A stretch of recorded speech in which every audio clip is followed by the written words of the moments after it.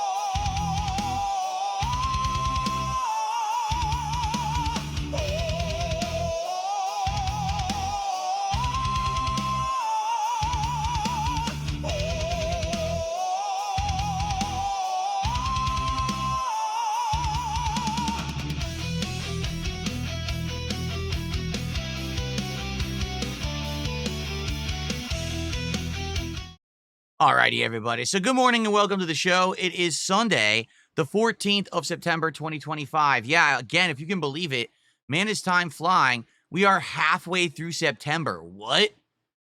Okay. And summer's almost over.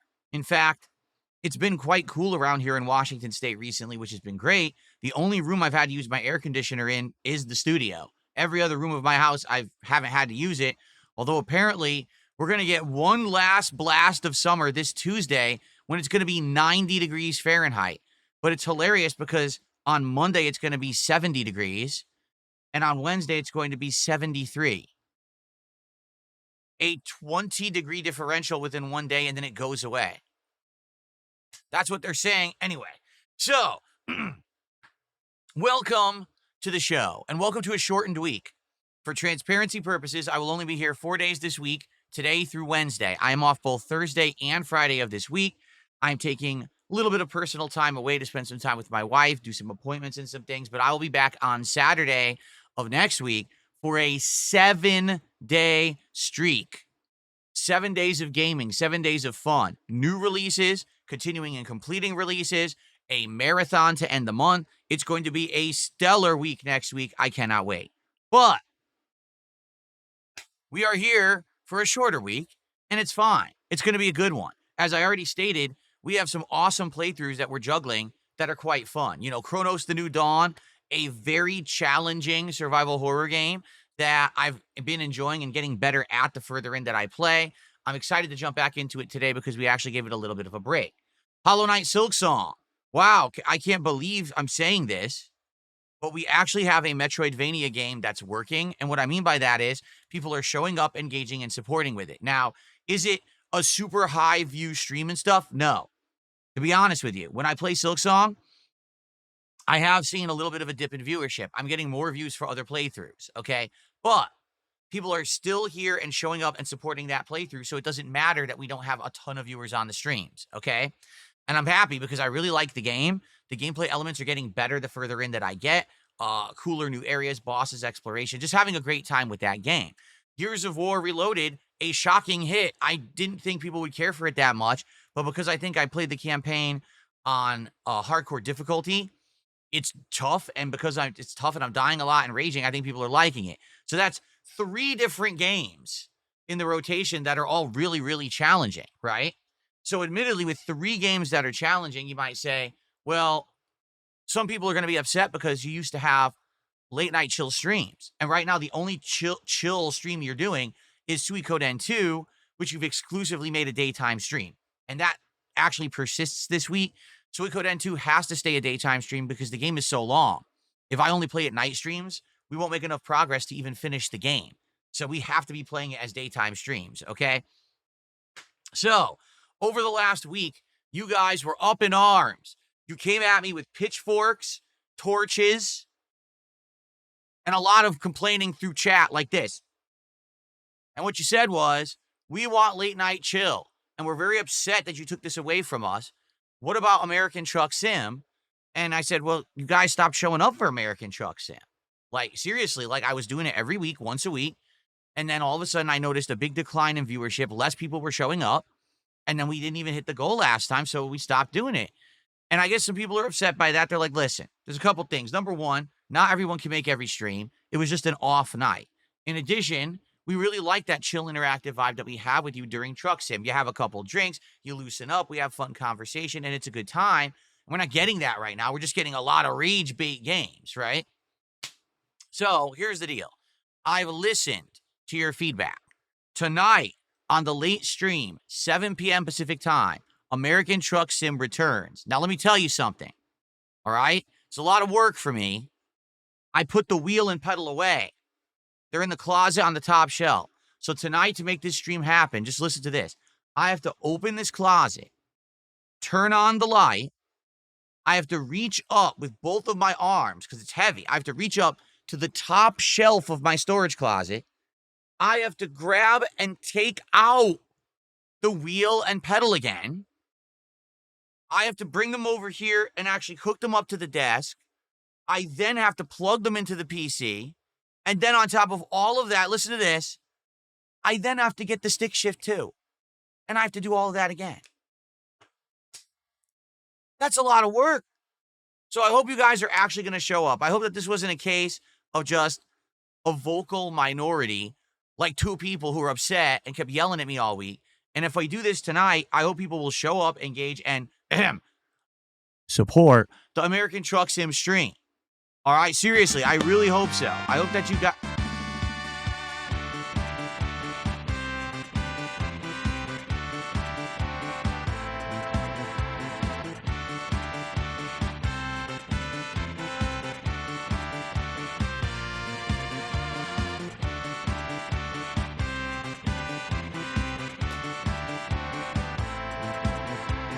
Well,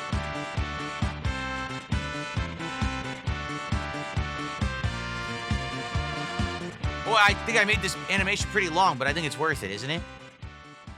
Well, thank you, Final Wish. This is now, what, the third stream that Final Wish has done that. They did it on the main stream on Friday, they did it today, and they actually did it on the Gears stream the other night. Obviously, thank you so much, Final Wish, for insane contributions. We will do a shout-out for that in a second. Let me finish my thought before I lose my train of thought.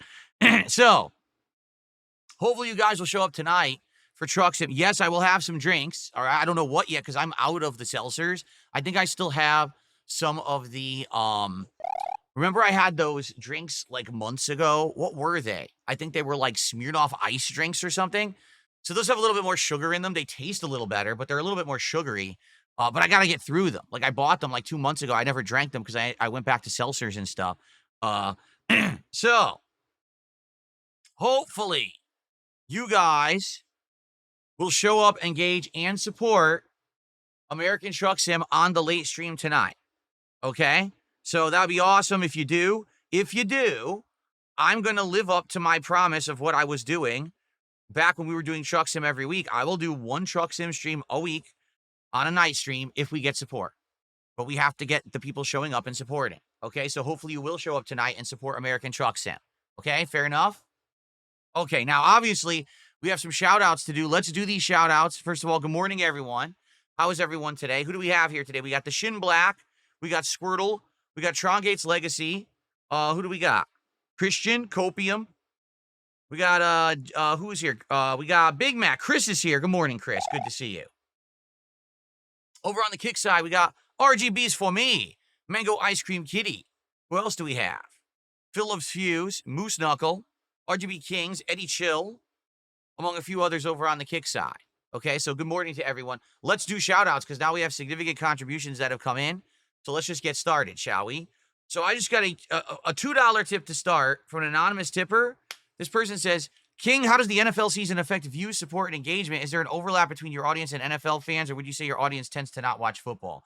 I think for... Hold on. Ugh. A hair in my mouth. That's disgusting. Here's the thing. If you look at my analytics on YouTube, okay, which incidentally, it's one of the stories we're going to cover this morning, is the YouTube views dip issue that's been happening for the last month. And I'm going to talk all about that because the case has been broken wide open. The source of this has been determined. So we're actually going to look at analytics today, okay? But my YouTube analytics tell me an interesting story. Just about half of my viewership is in the United States, and just under half of my viewership is outside of the US. I think it's like a 55-45 split, something like that, okay? So that means that about 50% of the people who watch me might be interested in American football. FYI, it's called the NFL, National Football League here in the United States. So if you hear someone say NFL, that's what they're referencing, American football. And so I know that when these certain sports seasons start, a lot of the times the games will end up overlapping with stuff that I do, okay? And the thing is, I stream a lot, right? I'm here almost every day. It's rare when I even have a week with 2 days off like this week. So chances are there's going to be overlap. There's going to be times when I'm streaming and there's a giant game going on. The first game of the NFL season was just last weekend, right? And that pulled away from my viewership a bit. Is it a big deal? No. In general, I just don't pay attention to it. The way I see it is this. I'm the dependable guy. I'm here like clockwork, right? So you know, hey, Phil's going to be streaming. So if you can make it, great. And if not, it's not a big deal. There's just going to be a bunch of other streams coming up anyway. So it's not the end of the world, okay? If you can make it, great. If you can't make it, well, come to the next stream. I'm happy with that. I don't ever really see a humongous decline in viewership, engagement, or support because of the NFL, because of the NBA, because of, baseball or anything like that. Not really. Every once in a while, you will see in chat, if there's a hot game going on, people want to start talking about it. But, I'm not a sports guy, so it doesn't really affect me. So there you go. By the way, good morning to some more people who showed up. We got Anthony Dab Hands, hashtag Fluffy, Euthanasia, Original Grant, Super Bonchan is here. Oh, Eliza Pancake. Who else do we got? Poxy Land, Netcode's Evil Twin. The reason that I said, is because I started shouting out Kick, and I remembered something about Kick. We have a new emo. Has anyone noticed the new emo on Kick this morning? I added it this morning. So give a look. Everyone on Kick, you have a new emote to use. It's universal, and also for subs, you can use it outside of the chat as well. It's there. Have you found it? I want to see people find it. No, not the chair. That's not the new emote. Dark Ethan, good morning. King Michael, good morning.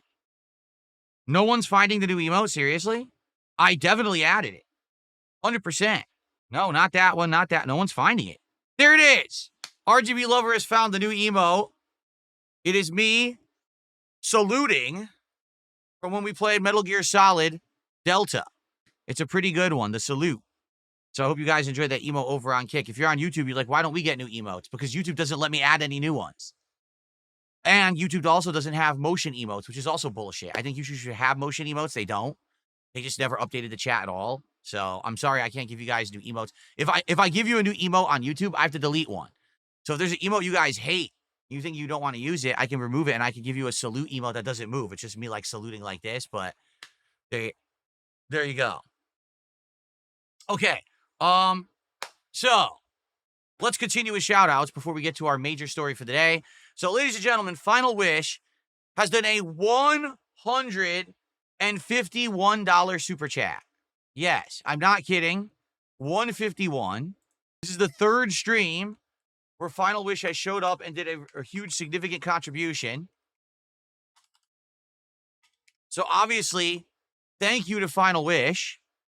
I really appreciate that. That gets us now up to, if you can believe it, 8 out of 10 goals hit. Let's do a little celebration.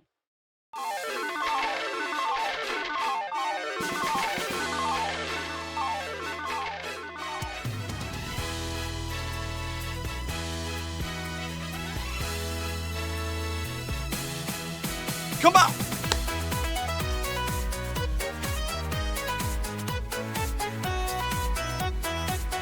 Oh, yeah. All right, that's enough of that. All right, so thank you to Final Wish for helping me hit that goal. Obviously, all in one go. That is amazing, obviously. Okay. People were like, why were you not looking excited? Because I was messing around. Okay. So we're at 8 out of 10 goals. Just like that. That's crazy. That amount of support that I've gotten in the last few days that has skyrocketed me forward. And by the way, for the record, it's not all Final Wish. We've been hitting goals even when Final Wish isn't around. Like we hit the goal on Friday night for Friday Night Fights. Okay. So 8 out of 10 means only 2 goals to go. And we will be doing DSP Tries It, the Katsu Burger. All right, which obviously I'm excited for Katsu Burger.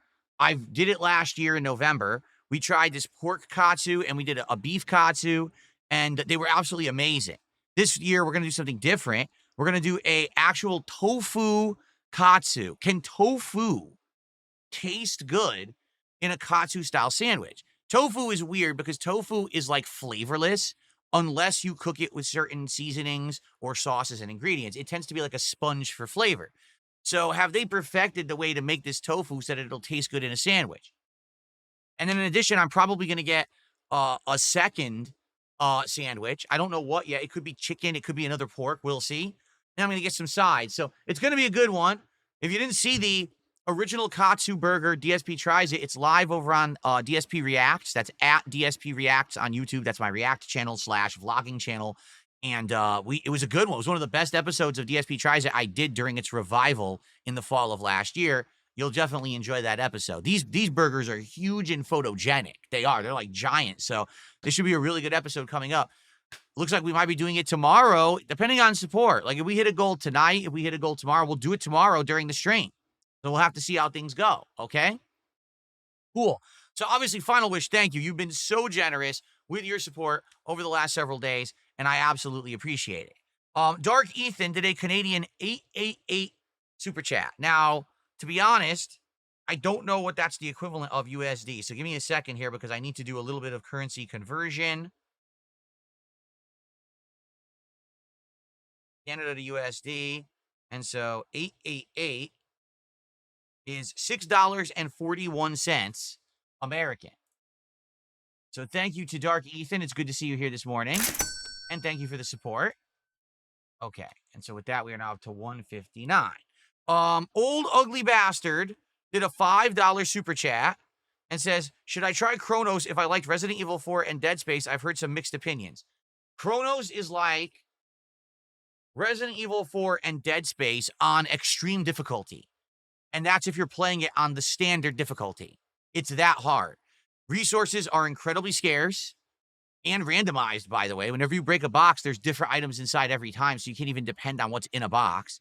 Inventory space is incredibly limited. Abilities / guns are incredibly slow to upgrade and very expensive to upgrade. So basically, it's a very slow progress game. The only way to really persevere is to run into a room having no idea what's in there, run through it, see where everything is, die, and then replay the room. There's been very few times in the game where I've been able to like go an extended period without having to like replay areas, okay? The catch there is there's not always a good checkpoint. So you may be screwed and have to redo a whole bunch. That's happened to me, okay? So it's a frustrating game, but if you like classic survival horror, if you're okay with the limited ammo, limited inventory, and grueling difficulty, the lore of the game, the atmosphere of the game, some of the scares are really good. Like, I'm actually very much enjoying the game. I can't wait to jump into it again today and find out more of what's going on in this plot. It's very, very interesting, okay? So is it like Dead Space? Yes, but much harder and with less abilities. Is it like Resident Evil 4? Yes, but much harder. That's the best I can really describe it, okay? Okay. Chris, 2 months as a member, says, I now have the gold crown. What's up, Phil? What's going on, Chris? Congrats on earning your gold crown. As you become a member on any of my channels, you get a crown in the chat, and the longer that you are a member, you get a crown for longer. And, a crown that's upgraded. So, for example, you're now heading into your 3rd month as a member, you get the gold crown. And it's incremental. I think it's 1 month, 2 month, 3 month, 6 month, a year, 2 year, 3 year, 4 year. Stuff like that. So there you go. Okay. Casanova has been a member for a whopping 48 months. So speaking of milestones, at the 48-month milestone, Casanova has earned themselves the coveted highest level of crown, the Emerald Crown. Congrats, Casanova, on the Emerald Crown. Very awesome. You know what I was just realizing? Very shortly, we're going to have people over on Kick who are going to be hitting 1 year as a sub on Kick. Because it was, I want to say it was either late September, early October when I started streaming on Kick. And that's when the memberships got enabled within just like a few days of me doing it. So yeah, like we will have 1 year anniversary subs on Kick soon. I haven't seen any yet, but I think we might start seeing them soon. That'll be pretty cool. Then again, most of the people on Kick are LARPers. Actually, I think Eddie Chill has it. Eddie, do you have it? He has it. Eddie Chill has it. I just noticed. So Eddie Chill, congratulations. You have the 1 year crown over on Kick. I think they give it to you early on Kick. They give it to you like when you're starting month 12 rather than like when you begin the second year. So I think because I know I wasn't streaming this early on Kick, was I? I don't think so. So there you go. But congrats, Eddie Chill. Let's see who else will get it over on Kick. That's cool to see that. It says final sish on the leaderboard. Oops. Let me fix that. There we go. Thanks for telling me. Final sish. It also says goals hit 9 of 10. We're at 8. Boy, how did I do all these typos this morning? We're at 8 of 10. We were at 7. Now we're at 8. 2 more goals to go to do DSP tries, FYI. Okay. Let's see here. Old Ugly Bastard did a $2 super chat. Says, you know, that doesn't sound too fun to me, so I'll probably pass. Ultra difficult games are not for everyone. Okay? And I get that.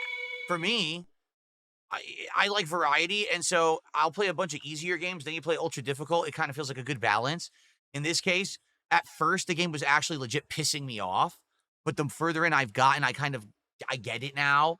And I think that's why I'm persevering and doing better and not as raging. You know, it does suck when you go through a whole area and then you die. You have to do the whole area over. That really blows, but that's what they went for with this game, right? Delk has done a $10 super chat. Thank you very much, Delk. And Delk asks the question. Hold on. Do you have an issue with the protagonist not having a dodge or having a small inventory? I heard people complain about this, but I feel if it's done intentionally, it makes the game scarier. Yeah, like for me, the one complaint that I have, honestly, it's not the inventory management. It's not the limited resources. It's that you move like a slow-ass tank. Like, it almost feels like back in the day, the original survival horror games, because there's no quick movement at all. You can't actually, like, move to the side. There's an enemy will just go like this to hit you. What do? Get hit. Like, seriously. If you're not out of its range when it goes to strike you with, like, a stretchy arm, you get hit. There's no way to stop it. You can't block it. You can't parry it. You just get punched. Like, geez. There's just no way around it. You're a slow ass. So, it is what it is. Hey, you know, we'll see further in how much of an annoyance it is. At this point, I want to say I'm probably just about halfway, if not further, into the game. I think I'm over 10 hours in, and people are saying it's 15 to 20 hours long. Probably another 2 streams, maybe 3. So we see the end of Chronos. We'll have to see. But let's see how hard it gets further in. Okay? Thank you, Delk. Okay, and excuse me 1 second. That was gassy. I'm sorry. Someone tipped $1.99, says, I wish you didn't have 2 days off. It's a bummer when you're always the reliable guy. It feels like your most support now is from 1 or 2 top dogs. I just tune out the second you hit your goal. I don't know why. So wait a minute. Hold on a second. Just think about how ridiculous that sounds. I tune out the second you hit your goal. So you're tuning into my streams just to see if I hit a support goal? You're not here for the content, for the discussion, for the gameplay, for the laughs, you're here to see if I hit my goal. You are a bizarre individual. Seriously, that's just weird to me. So thanks for $2. I don't know what to tell you. By the way, I deserve as many days off as I can take. I really do. I work more than most content creators on the internet and have for over 15 years. So if I can have an extra day off with my wife and I can take it, I will. Okay. Thanks for $2. Weird. Abdullah has done a super chat. However, I have to do a currency conversion here, so hold on 1 second. It was $17.99 AED, which is the equivalent of $4.90 USD. So thank you for that, Abdullah. I'm hitting all the wrong buttons today, I think. But, okay. I must be putting my fingers on the wrong keys or something. We're at 182 now. Is that the biggest super chat? No. Absolutely not, since there was 151 bucks. So thanks, Abdullah. Abdullah says, thank God that you skipped Borderlands 4 on PC. It's actually a complete dud. The game just keeps crashing nonstop. It's unplayable. I paid $129.99, and I feel robbed. Wow. That sucks. I guess you got the better version of the game, like the deluxe version of the game or whatever.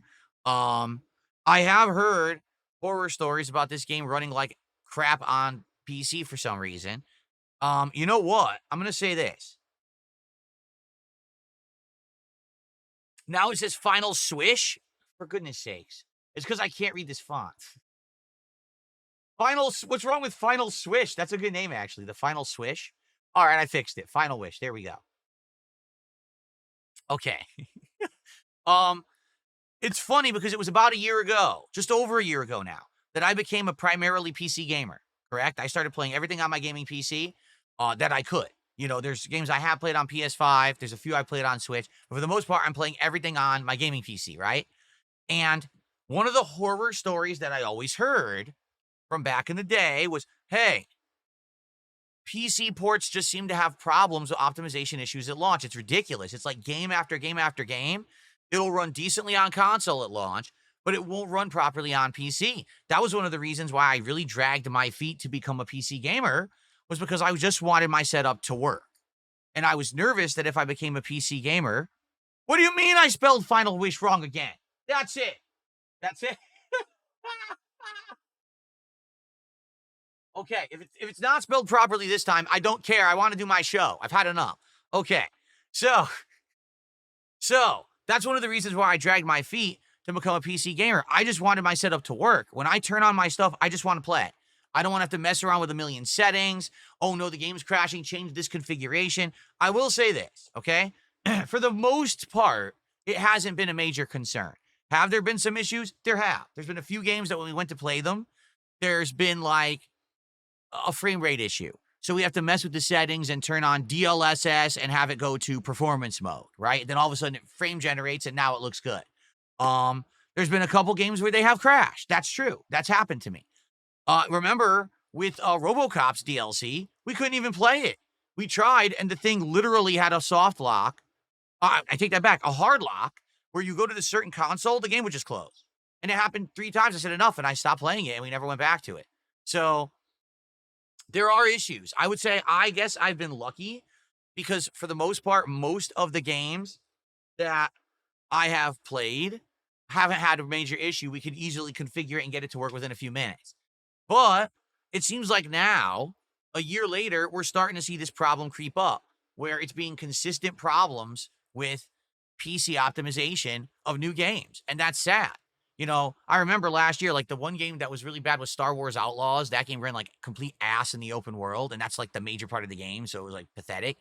And then after that, there wasn't many problems at all for most of the year. This year, we've had a few issues on and off. But once we tweak the stuff, it's fine.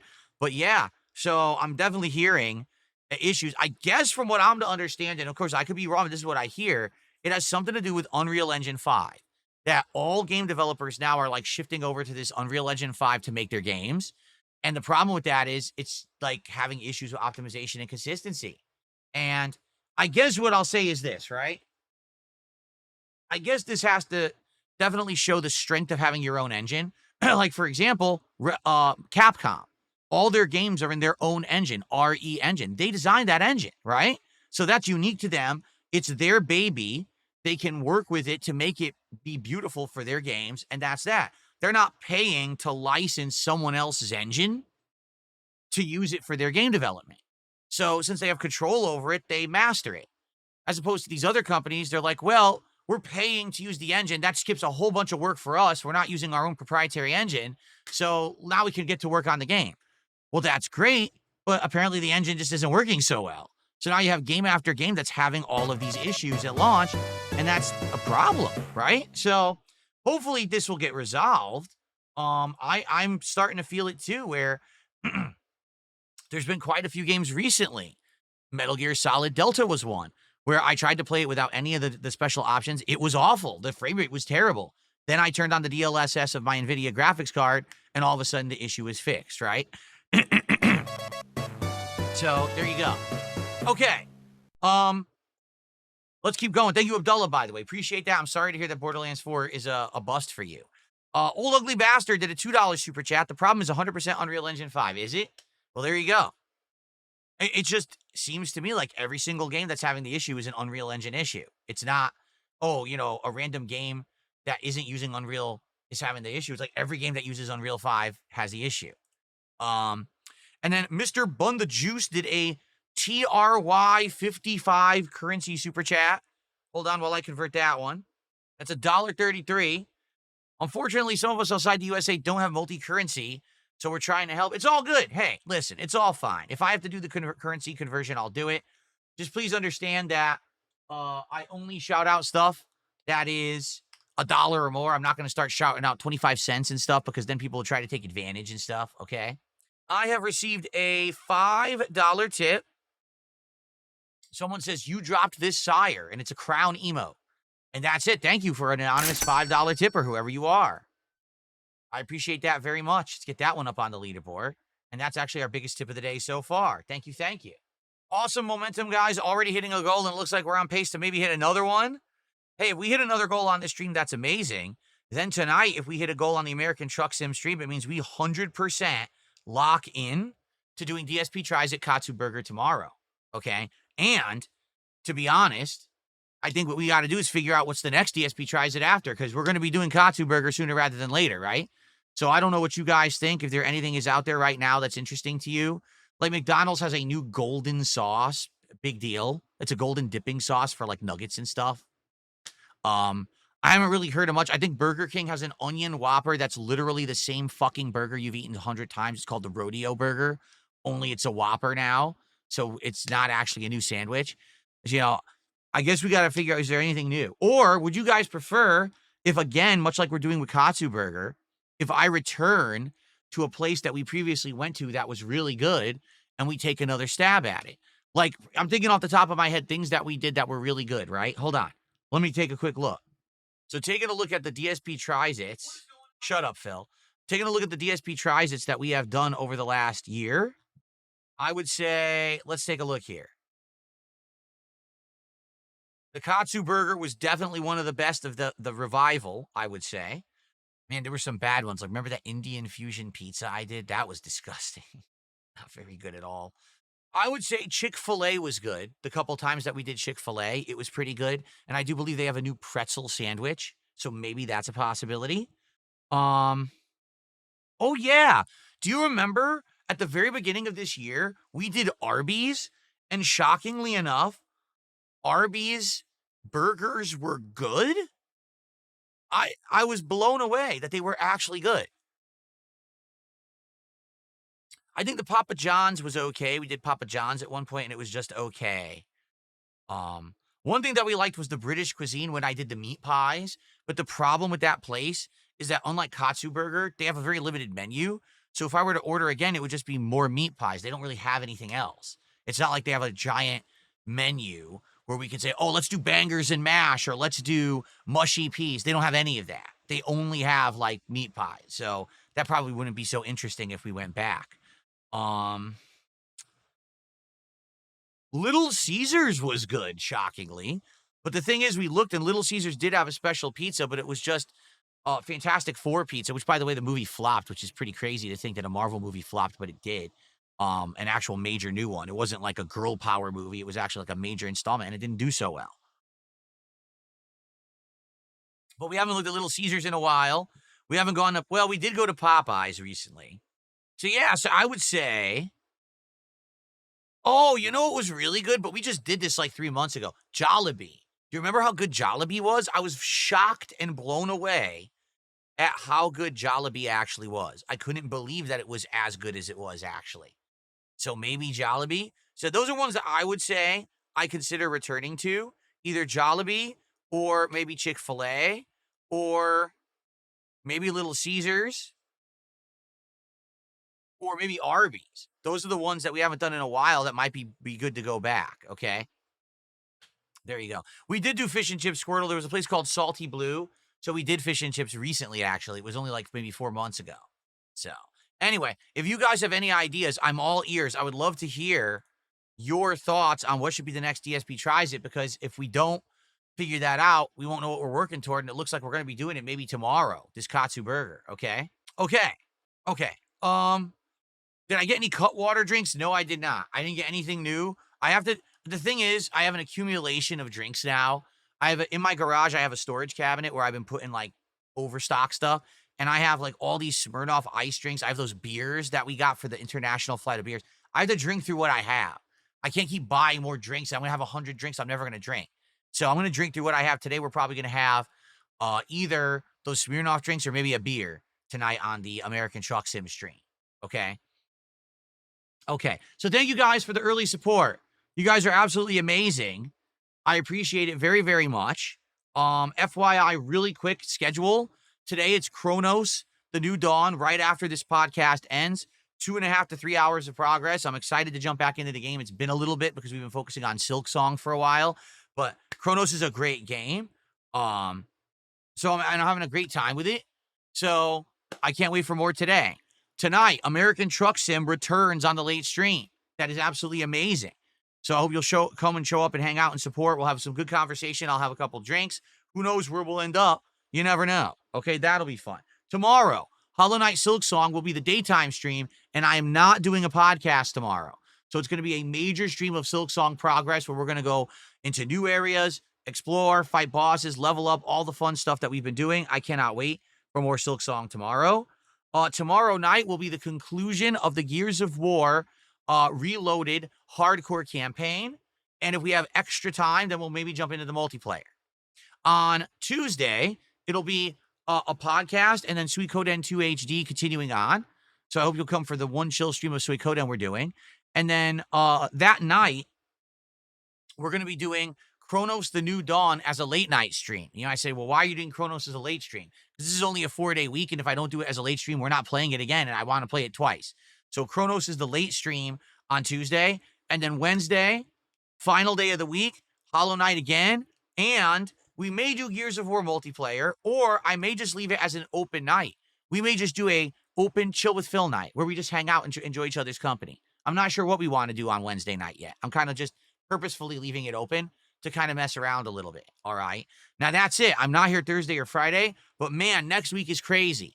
Next week, within a few days, we have to try to make maximum progress in both Silk Song, Suikoden 2, and Chronos, because coming up, we got the releases of Silent Hill F, as well as Sonic Crossworlds Racing, and they both come out on September 25th. Then on September 26th, which is a Friday, it is my marathon, the worst games ever.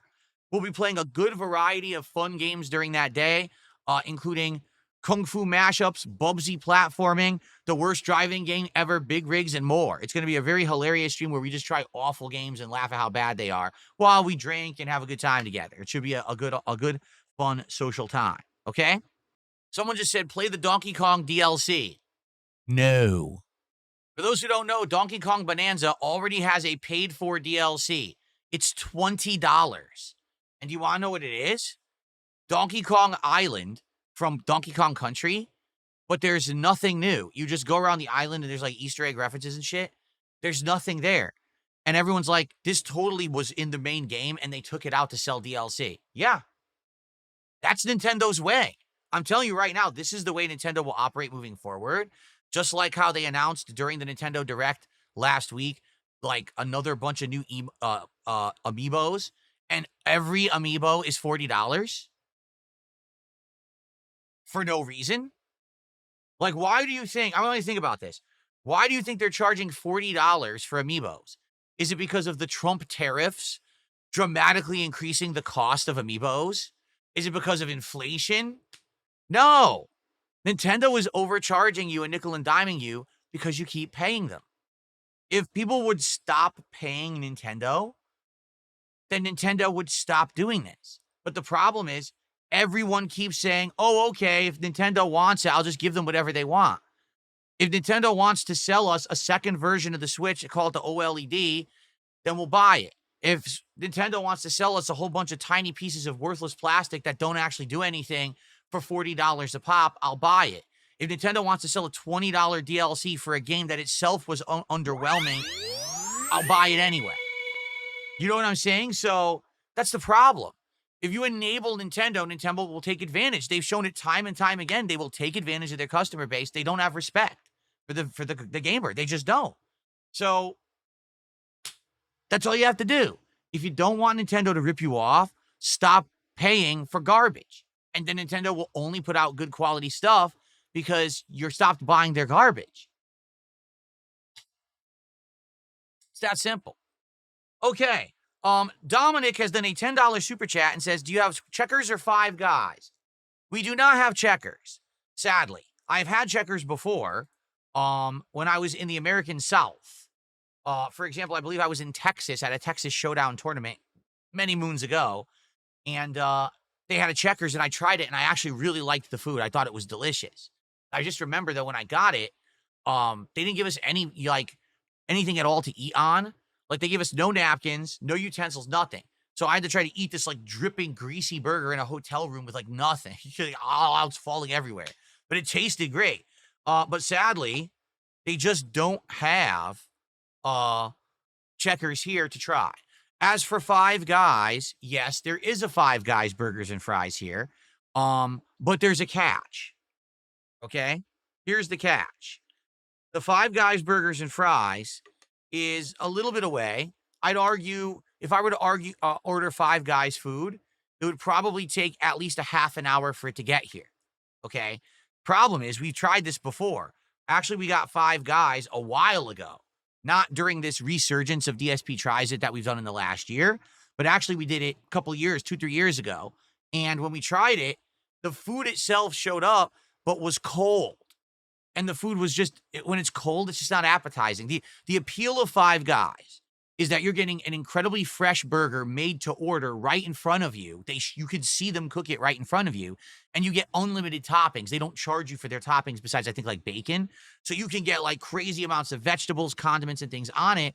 And it is expensive, but it's fresh. It tastes amazingly good because it's fresh. Also, their fries are fried in a peanut oil, so their fries taste completely unique from other fries. But the problem is you need to eat it right there.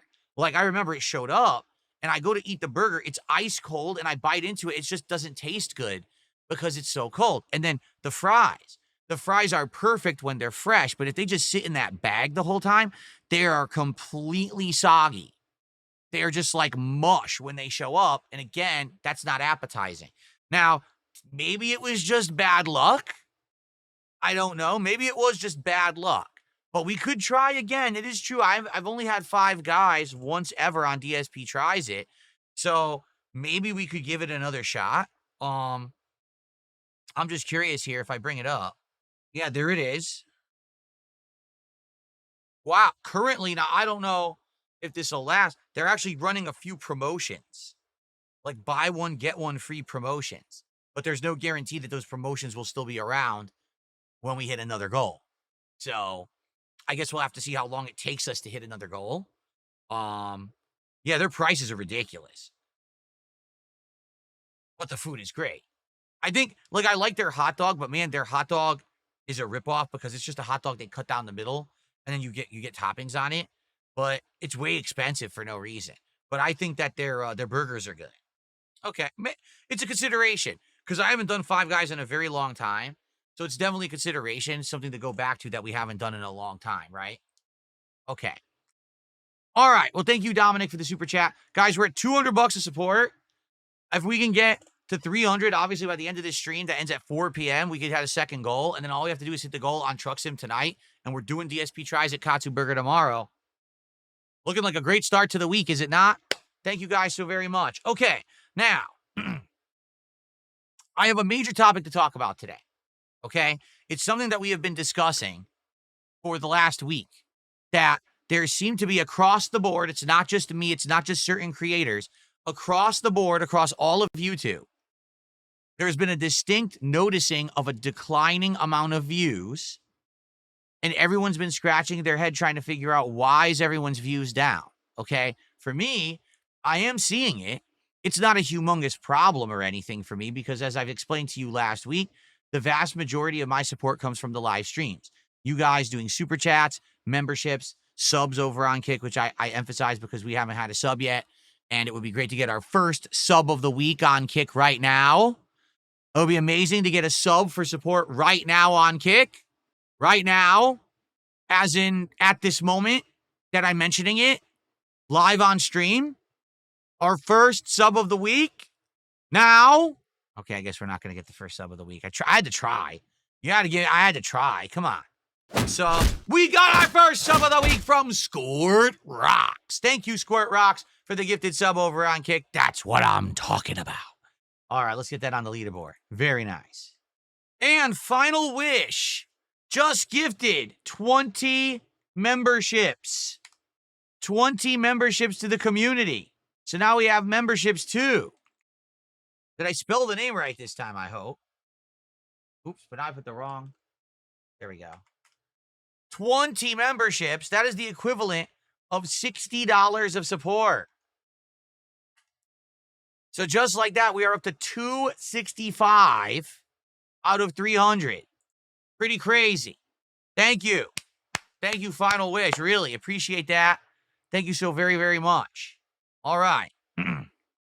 Wow. So we're almost up to 2 goals already. I mean, that's pretty crazy that we're almost up to 2 goals on this stream already. And then, like I said, only one more goal and it'll be DSP tries it. I'm thinking tonight, hopefully people will do what they said they were going to do and show up and support American Truck Sim. And then we could do DSP tries it tomorrow. That'd be amazing. All right. Well, congrats everyone who's getting gifts right now and enjoying them, whether it's the 1 sub on Kick or the 20 memberships on YouTube. I hope you all enjoy. Ortega says, how are you today? I'm doing good. I'm excited for a shortened week, but still a great week of content that I'm going to be putting out. And thank you guys for being here this morning. Excuse me. Very nice. Okay. So, as you can see, the vast majority of my income comes from live streaming. Okay? There is some of my income that comes from on-demand video views. All right, there is, admittedly. And that's the ad revenue.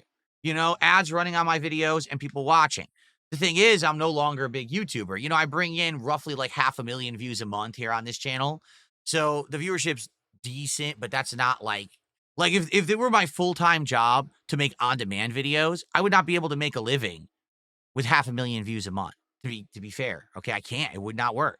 But because you guys support my streams, I make a good living. All right, and thank you again. Thank you all so much for that. But this has been something going on because, sadly, there are creators who rely on the on-demand ad revenue, notably people who aren't live streamers, but instead people who make video essays, people who do in-depth videos that are like reviews or breakdowns, daily vloggers and news people, that kind of stuff.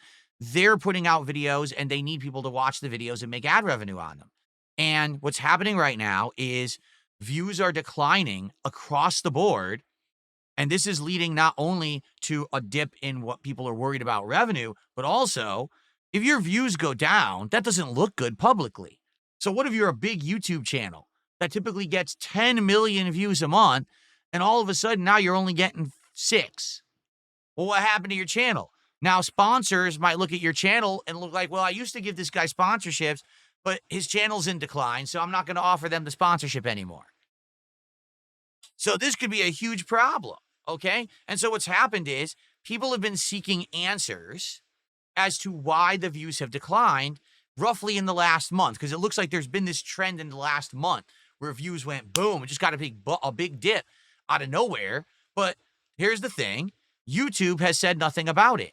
YouTube didn't say, oh, we changed the algorithm. Views will count differently. And in fact, prominent YouTubers have reached out to YouTube and asked YouTube what's going on, to which they received the response, nothing, we don't know what you're talking about. No exaggeration. You reach out to YouTube creator support, and they say they don't know anything. They know nothing at all, okay?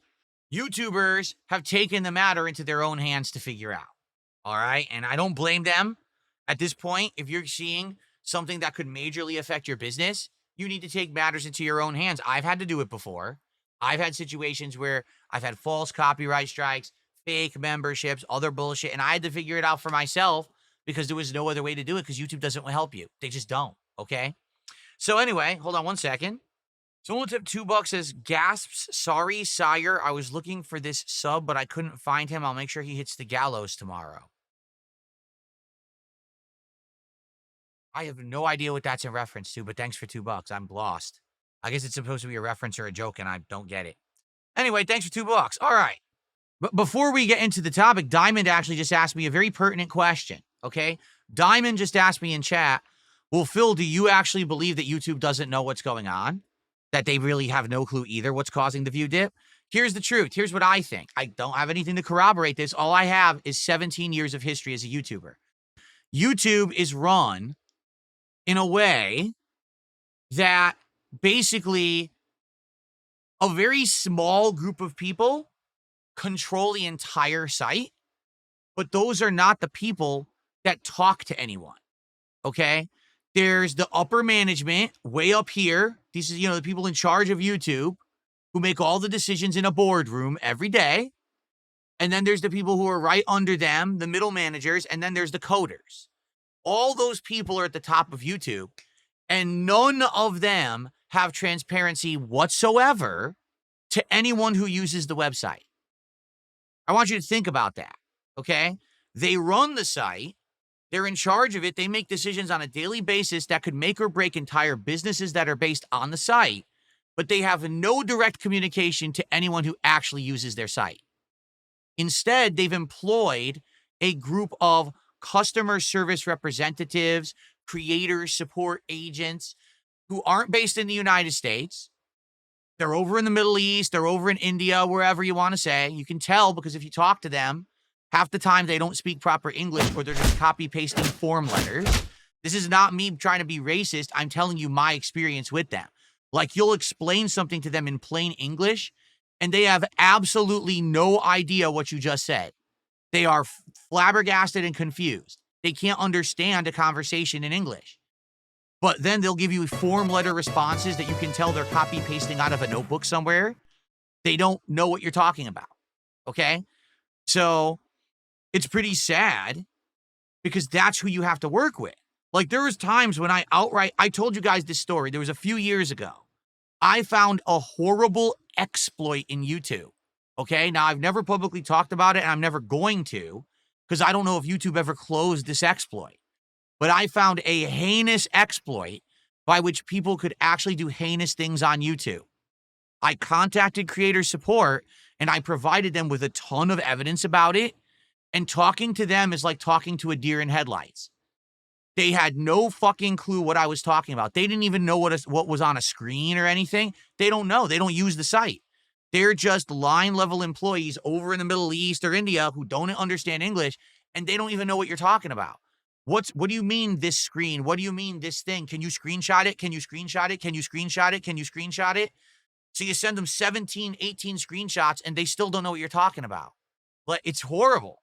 So the truth is, I would guarantee you 100% that whatever YouTube has done to change views, okay, that there's this big decline in views, that the upper echelon of YouTube knows all about it. They're the ones who wanted this change. They're the ones who told their coders to institute it. The coders rolled it out properly as they were told, but there's just zero transparency on YouTube. YouTube changes the algorithm regularly and never tells anyone. So you could be doing something incredibly well and being rewarded for it, and then the next day you do the same thing and it gets absolutely no attention and you get nothing for it. Well, what did I do wrong? Nothing. YouTube just decided to change. They've done this so many times over the years. There was the time when they decided longer videos with longer watch time will bring in better advertisers. Therefore, we're going to reward people who make longer videos, and we're actually going to take shorter videos and just brush them under the rug. They won't show up in the algorithm anymore. That's why all of my old body of work doesn't show up anymore. Videos like Spider-Man Web of Shadows, Spider-Man Shattered Dimensions, playthroughs that had millions and millions of views. My Resident Evil 5 DLC, Lost in Nightmares, that had millions and millions of views. These videos would bring in tens of thousands of views a month, and then they went to 0 because YouTube changed the algorithm and no one can find them. Now, perhaps YouTube's going the other way, because the rumor is that now everything's about the instant gratification. Everything wants to emulate how TikTok works. So now if you make shorter videos, maybe now those videos get more ads and more revenue and things like that, right? We're not sure. We don't know, but that's what it seems like. That's the direction that they're going. By the way, is YouTube chat working? YouTube chat has not moved in 3 minutes. Are you guys all right on YouTube? Is everything okay? Or did the chat crash? Is the stream even working? Everyone on Kick is talking, but it seems like the YouTube viewers fell asleep. You guys all right? So here's the thing. Okay, now it's moving. Okay. So here's the thing. So now, oh, by the way, I have a couple shout outs to do, and I will in a second. So now everyone's trying to speculate what is causing the video view drop.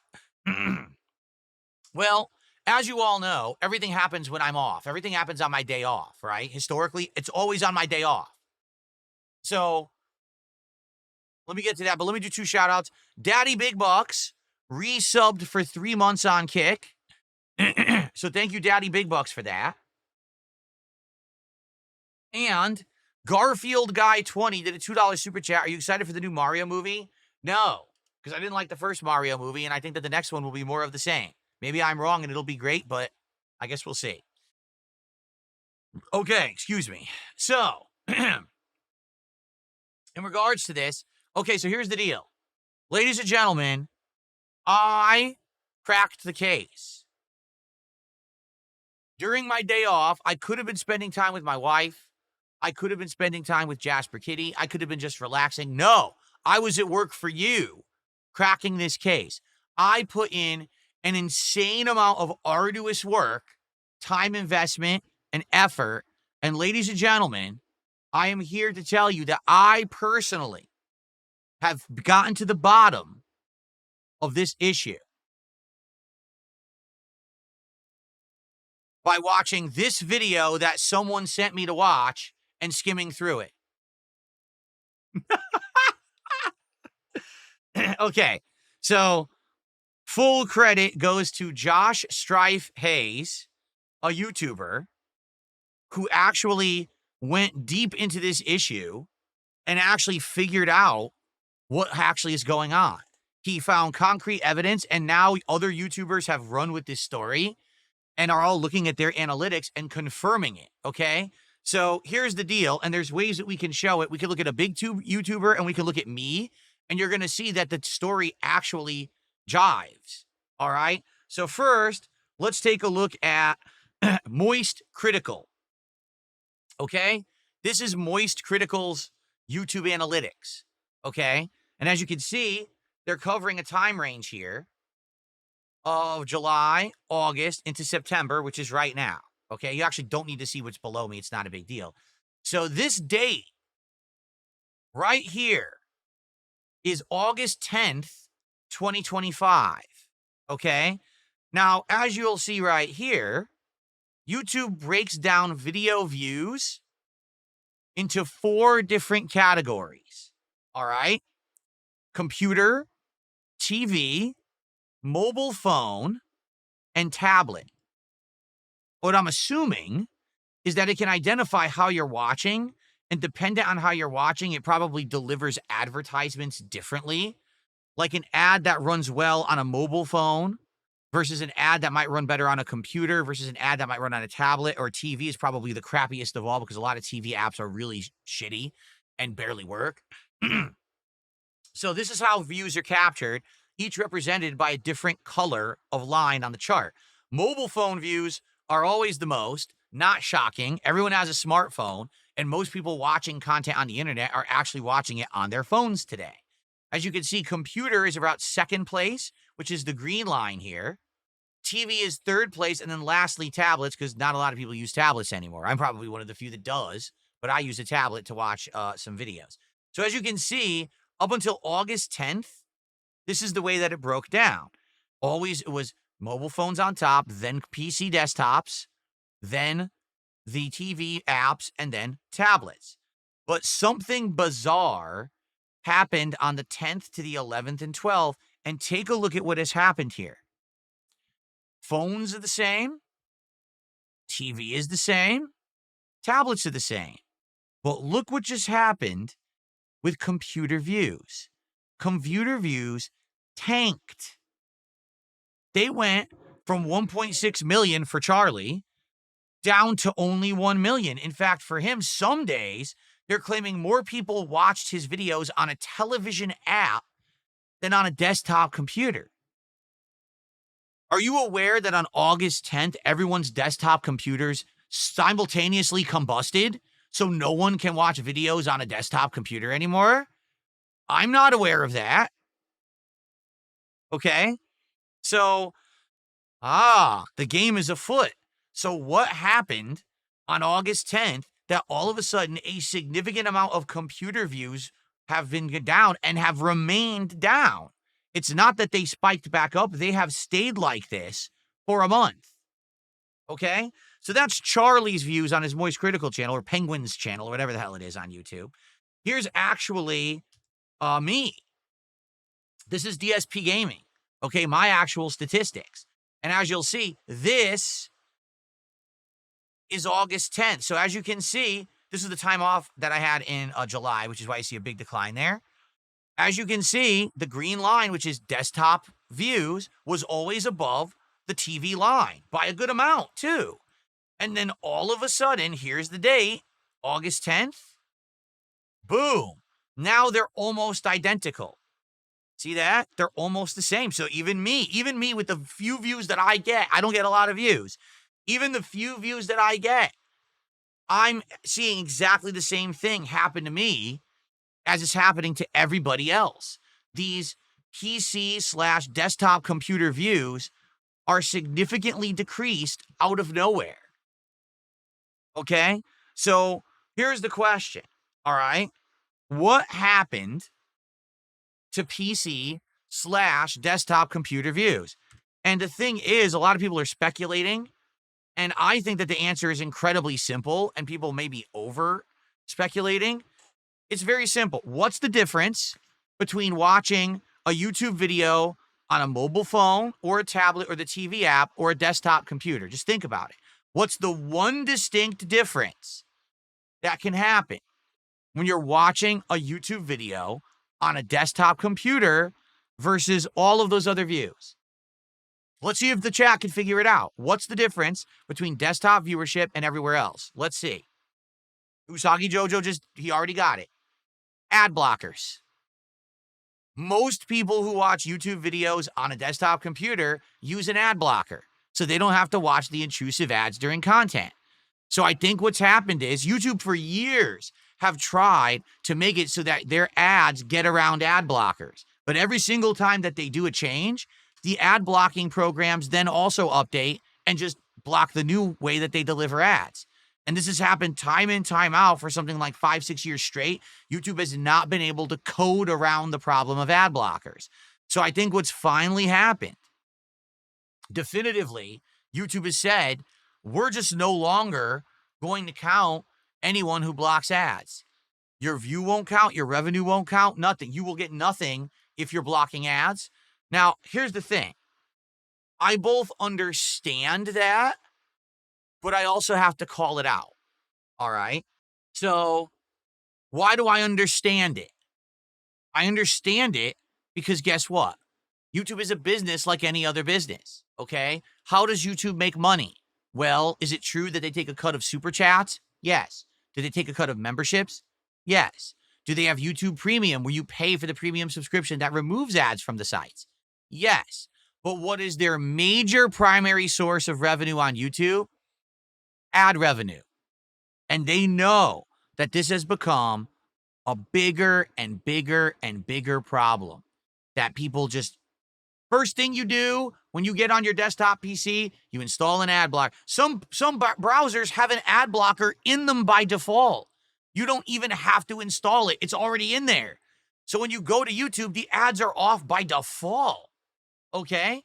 So as a business, YouTube needs these views on ads so they can get paid from these advertisers. If they don't, they get hurt.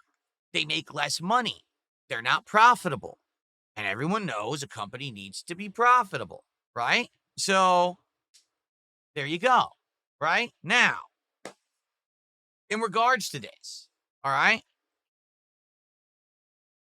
who gets punished if YouTube decides we're not going to count ad blocker views anymore for anything?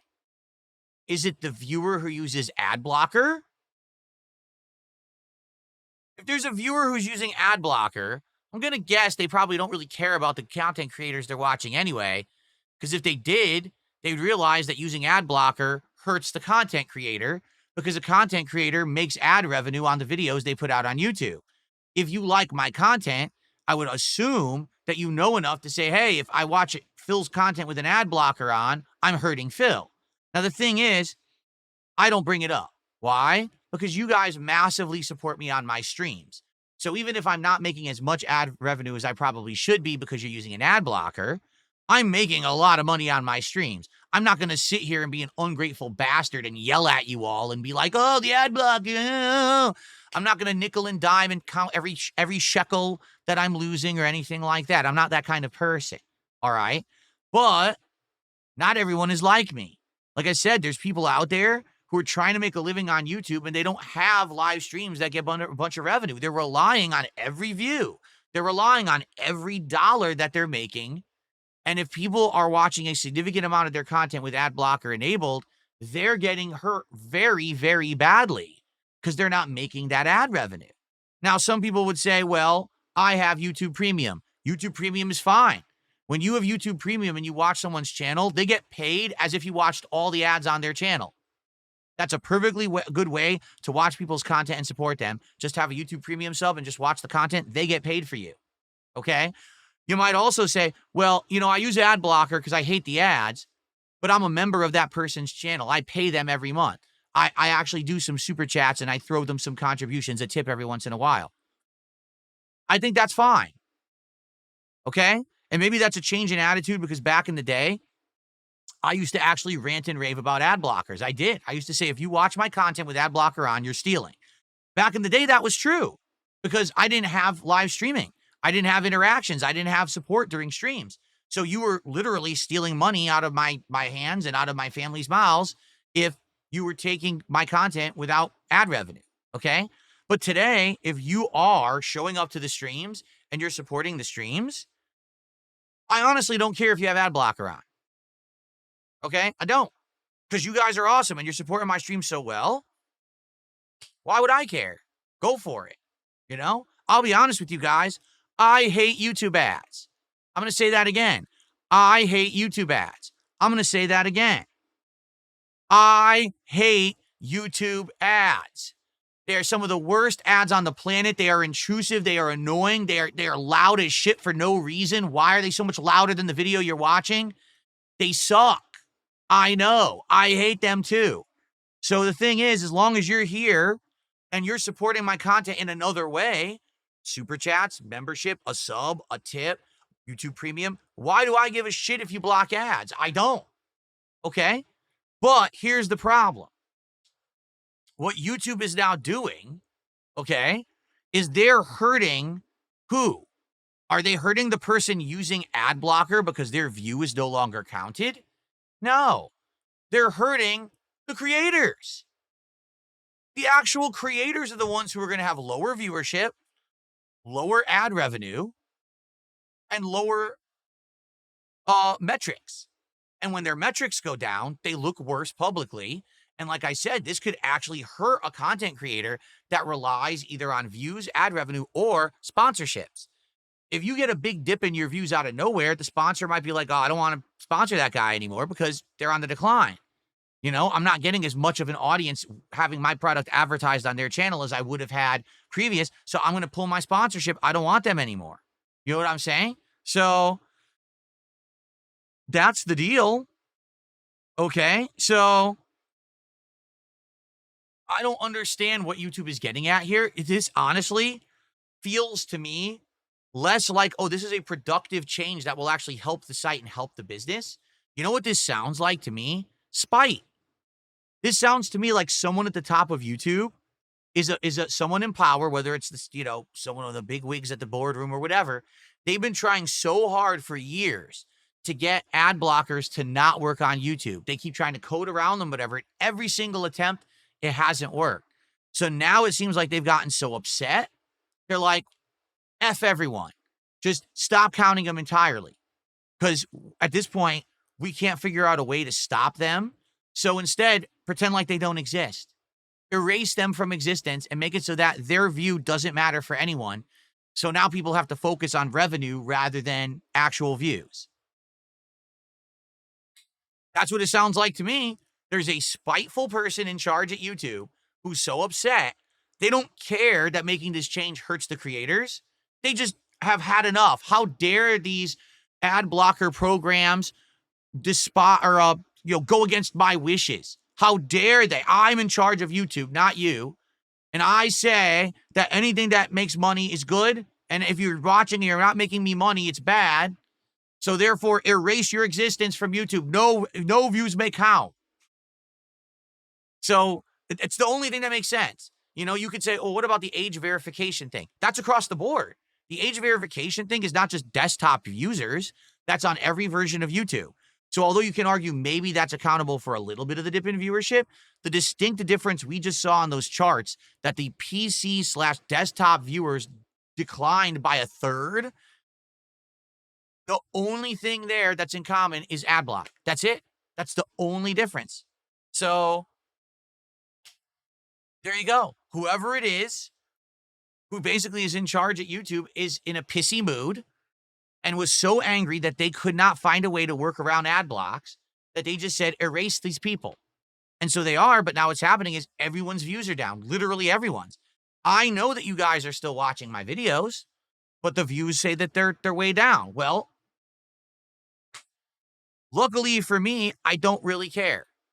Because like I said, you guys are supporting my streams. Do you think I really care that my views are down like 5% when you guys are on my stream supporting me every day? Why do I give a shit? You guys are still here enjoying the content, supporting it, so who cares? But again, I'm not everyone. I feel like I'm kind of the exception to the rule here. The majority of YouTubers who do YouTube for a living do rely on views. Not everyone puts out the insane amount of content that I do. Most of them only work maybe a few days a week, and they pump out like 1 video, 2 videos a week. Some of them only every few weeks they put out a big video essay. Those are the channels that are going to hurt. Those are the channels that are going to take a big, big hit and are going to be in major trouble. So I wonder what's going to happen. Trongate's Legacy says, last month, Google Chrome browser started releasing updates to stop ad blockers from working, and it seems to be timed perfectly with this. All I have to say is it's just another case of YouTube feeling like they're better than you. It's always been like this. Since day one that I started uploading to YouTube, I knew this. The people who run YouTube think they're better than you and I. They think that they're smarter. They're richer, that's for sure. They should be treated differently. They shouldn't have any accountability whatsoever. What they say goes. If you don't like it, they don't care. They don't want your feedback. Because if they wanted your feedback, wouldn't they be transparent about these changes? But they're never transparent. They just do the changes underhanded, behind the scenes, very, very immorally. And, no one's ever held the task for it. They always lie, too. If you say to YouTube, why did you change it? They'll say, we didn't change anything. But what do you mean? We have all this evidence. Remember, there was the epidemic where people were being automatically unsubbed from channels. It was happening to me. People were saying, Phil, I don't know what happened. I'm not subbed to your channel anymore. I had to resub this morning. I thought that you hadn't uploaded for 2 days. People collected all the data. They gave it to YouTube. YouTube sat down with the data and said, that's not happening. Like people had made it up. Why would we make it up? What reason do creators have to make stuff up? All we want to do is upload content to YouTube, have people enjoy it, and make a living. That's it. Why would we lie? Why would we invent issues? It doesn't even make sense. That's how they act, though. They think that like we're stupid and we're making stuff up for the sake of being dramatic. No, we just want YouTube to work. so that we can make a living. We don't want views to dip. We don't want people unsubbed. We don't want my channel to be shut down because you say I'm doing spam because Google Plus integration glitched. We don't want false copyright strikes against our channel because you don't check the copyright strikes before they hit to make sure they're legit. We just want to do normal stuff on your site, and you treat us like we're children. Well, I've been on your site for 17 years. Legally, I couldn't even be a child. You understand? If I started uploading to YouTube when I was born, I'm about to be a legal adult. So it's time to start treating people like that. Seriously, instead of just, dismissing everything, shoving everything under the rug, they need to be transparent and they need to start respecting the people who give them all their money, because that's the truth. Without content creation, YouTube is an empty website. YouTube makes no content. YouTube is only a place, a repository for others to put their content on. So if one day something better comes along, YouTube's out of luck because people are fed up. The only reason that YouTube has as much traffic as it has is because there really is no competitor. They've been the only one on the internet. They have a monopoly on the whole video sharing thing. No one else has stepped up to the plate and been able to compete. So they need to start respecting people, and they don't. 17 years of disrespect. Me being a YouTuber, it's always a change here I don't know about, a change here that screws me over. How did I go from being one of the top gaming YouTubers to being a relative unknown? Because they changed the algorithm. My videos no longer showed up in search. I used to get every gaming season. I used to call it the hardcore gaming season. It used to be September through December. My views would skyrocket up like this because I was covering every new release, and my videos showed up in the YouTube algorithm, so everyone would check out my channel. And then all of a sudden, someone flips a switch in like 2013, and my content stopped showing up. So I used to go like this, and all of a sudden, I plateau. My views never change. They just stay like this. What? What happened? I didn't change the content. They did. They changed everything, And it messed up everything for me. And for a lot of people, this has been the problem. Is YouTube changes things, they're not transparent, and then your whole business is screwed. Now you got to try to scramble to figure out what the hell it is that YouTube changed so that you can stay relevant and prominent and still get views and still make a living. All right? I'm lucky I've been around for 17 years. I'm pretty bulletproof. It doesn't matter what I do, where I go. People follow me, people like the content and support it, or people hate watch it, and it still gets me attention. As opposed to some of these other creators, I feel bad for anyone who just started making videos in like the last 5 years, because you might have followed the algorithm and started doing everything right. And now all of a sudden YouTube overnight's going to say, bye-bye, we changed our minds. Now everything is different. All your videos no longer are valid. You won't get views. You won't hit the algorithm and you'll make no money. But I'm making the same content people used to love and enjoy. I don't care. My business. And again, that's how YouTube is. Elitist. Completely elitist. Awful. Awful class war is what it is. Like, we're better than you. Don't you understand that we're all Ivy League educated, that we're CEOs and big shots, rich and fucking, we know what we're doing. So, too bad. Take it. If you don't like it, leave and go do something else. But I'm the creative person. I'm the creator. I'm the one who gives you the content for you to have a business. Shouldn't you respect me? No, they don't care. Until that attitude changes, I don't think that YouTube will ever be a good place. It'll just be the place that we have to kind of put up with because it's the only place, right? It really is when you really think about it. I will say this. YouTube's not the worst. By hands down, Twitch is the worst. Twitch is absolutely the worst place to work, the most unprofessional, at least on YouTube, for all of their nonsense. All right. They have systems in place to make sure that you don't get screwed. They have systems in place to make sure that there's not rampant abuse, right? There's many times when people have tried to take me down, but YouTube said, no, we're not going to take his whole channel down. We'll just leave it in the suspended state and give him a chance to fix it himself and stuff like that. And that's appreciated because on Twitch, they just don't give a shit. They don't. They just take you right down. Even if you did nothing wrong, they take you right down. At least here you get a chance, but there's always room for improvement. And the thing is, this is a huge problem for a lot of people. It's not for me, and I'm lucky and I'm grateful.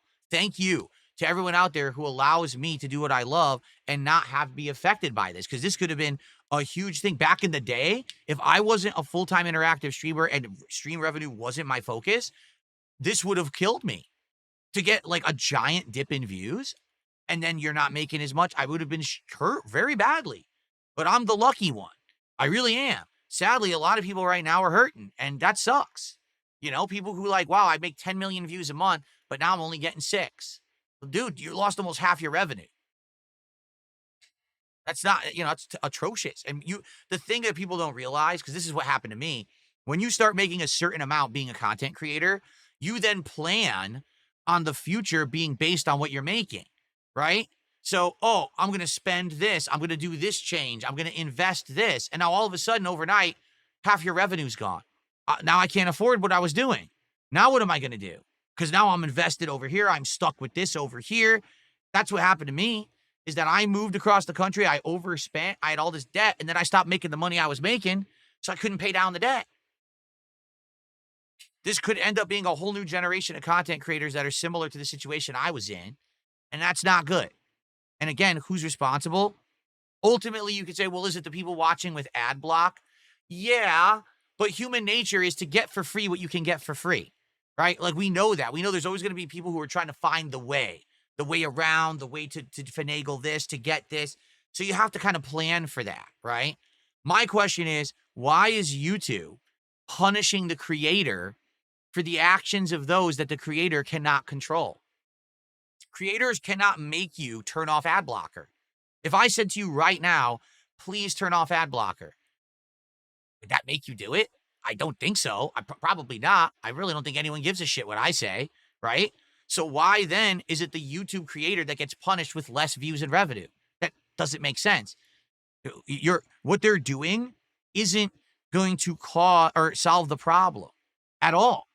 It won't solve it for anyone. Again, it just seems like a spiteful move. That I'm angry that listen, I run this site, but now I can't get my way. I can't beat the ad blockers. So instead, screw everyone. Scorched earth that motherfucker. Does that sound like a way that someone who's in charge of a major company should be acting? Does that sound like they put any kind of moral thought into it or any kind of intelligent thought and said, man, maybe this could hurt a ton of people. We shouldn't do this. Or if we're going to do this change, let's tell everyone we're doing it. That way people know it's happening. So that way they can plan for this change and be ready for it and prepare for it. Not, oh, just do the change behind the scenes like we always do. Don't tell anyone. And if anyone asks about it, deny it. Say we didn't do it. Well, people are smarter than YouTube. People have found the evidence. They know what's going on. Now the question is, what's going to happen? I don't know. Usagi Jojo, it's like I said, he says less views, but I don't know about less revenue. I don't think that you got money for ad block views before, did you? Well, number one, YouTube Premium. YouTube Premium, if you had YouTube Premium, okay, you would get paid no matter what. Okay? That's a good thing. But a lot of people would have ad block on. Will they go to YouTube Premium? Let me put it this way. I think the major problem is going to be view counts and sponsors. I don't necessarily know if this is going to affect ad revenue in a big way. I think this is going to affect view counts and sponsors. Okay? View counts. If your view count is down, people think something's wrong. You're someone who every time you put out a video, you get 100,000 views. Now it says you're only getting 60. What happened? I guess the content's worse. So I'm not going to check it out anymore. Right? Or the worst thing, you're not showing up in the algorithm anymore because your views get less views. You're not getting pushed to the algorithm anymore. That's a huge concern for a lot of people. Okay. I don't get pushed to the algorithm, so I don't care. But for those who rely on that, that could hurt. The other thing is sponsors. Again, a lot of these people, these creators are relying on sponsors. They need to get that sponsorship money to make ends meet. And now the sponsor will be like, dude, you took a dip in views. I'm not going to give you that sponsorship because you have way less of a viewer base now. And I don't think that the product's going to sell if you put it in your video. So sorry, sponsorship's off the table. That's a huge problem. I received 2 subs over on Kick. First, we had Phil's best friend who gifted a sub. And then we had Hash Slinging Slasher 2077 who gifted a sub. So 2 gifted subs over there. That gets us up to 284. If you can believe it, we are only $16 away from hitting a second goal on this stream. $16 will only have 1 goal to hit to do DSP Tries It. Yes, that's pretty crazy. Squirtle, I don't know. He says, does this mean longer form videos have nothing to do with getting less views? It seems like people are saying that's the case. Like they thought that long form videos also are not getting prominent feature in the algorithm, but I don't know. I actually don't know the answer to that. I haven't tested, you know. I'm not going to. I don't think I'm going to change my video format. Do you guys want to see 4 15-minute videos an hour instead of one video? You know what I mean? Habib has just done a 12-pound super chat, and he says, no problem. So let's take a look at that. Gee, what's the pounds conversion rate today? Has it changed? It probably has. Here, let's see. It did. The pound is more valuable again. But anyway, 12 pounds is the equivalent of $16.27. And with that super chat, ladies and gentlemen, yes, we have done it on this podcast.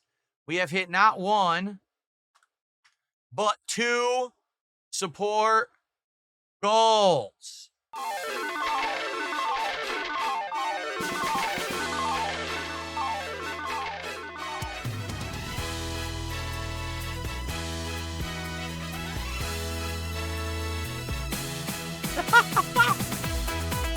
Come on.